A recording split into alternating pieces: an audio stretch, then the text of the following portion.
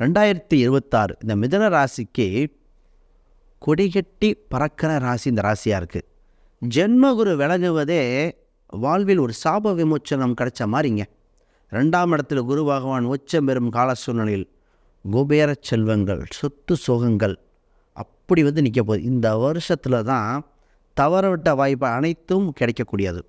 இதில் திருமணம் வகையிலும் வேலை வாய்ப்பு வகையிலும் நிறைய பேத்துக்கு வேலை இல்லாமல் இருந்து விட்டுட்டு மிஸ் பண்ணாங்க.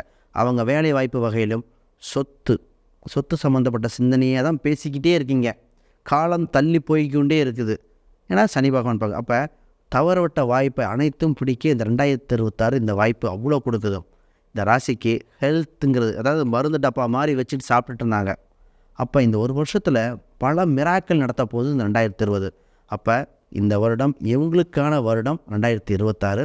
ஜெயிக்க போகிற ராசியில் ஒரு சில ராசியில் இந்த ராசியும் முக்கியமான ராசி தான்.